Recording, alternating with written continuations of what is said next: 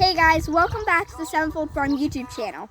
Today we are doing an herb video, and today's herb or edible plant that we are doing is called plantain. I know what some of you are thinking.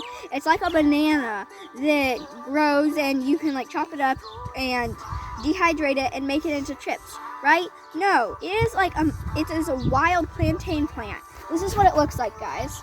So I just transplanted this today from our yard. It grows wild all over our yard, and you probably have it too. It kind of looks sad right now. I'm not too sure why. We'll go to a more lively one in just a minute. But if I go and I pick one of these leaves, because you guys are probably thinking, well, what is this good for? And how do I know that it is plantain and not its deadly cousin or whatever? I don't even know if that's a deadly cousin. But if you just take one of the leaves and kind of break it off, and you pull it, and then you break it off on the stem gently, and you pull it out. Do you guys see all those strings that's kind of coming out? That is how you know for sure it is plantain.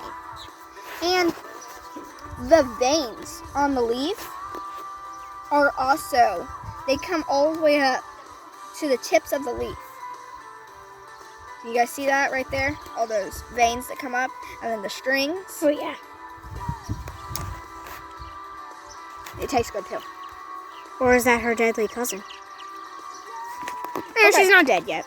So, the bigger leaves are kind of more sour, and this leaf, you chew it up and kind of make a paste out of it.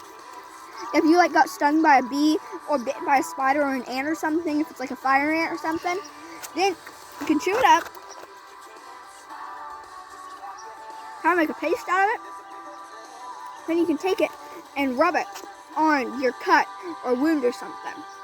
So it has like poison pulling, kind of like a medicine inside of it. And it has such good like vegetable proteins in it. It's so good for you. It is almost like a superfood kind of. Not too sure if it is, but it is. It is really good. So let's go over to the more lively plantain. So guys, our garden is just right over there if you can see it. Don't think you can. Yep, there it is.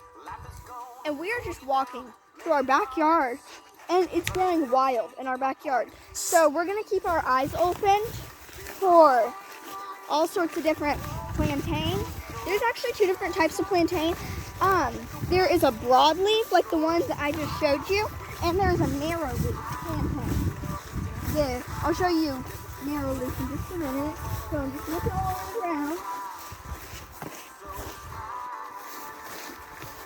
Oh, here it is, guys. Look at that. Right there. Here's some. Over there's a whole bunch. Right here's another plant. Oh, but we want to make sure that it's plantain, right, guys? All right, let's check it. Oh, it does have the veins going all the way up. Kind of break its stem. Oh, got the threads. This is plantain.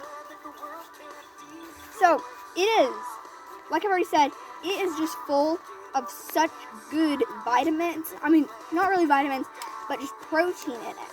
And it's so good for you guys. And it grows wild. So, like, you don't have to go to the store or something to buy plantain. Excuse me. You don't have to go to the store or anything to, like, buy it unless you don't have any. You can just come out to your backyard and go, plantain. Just make a salad. Okay, guys.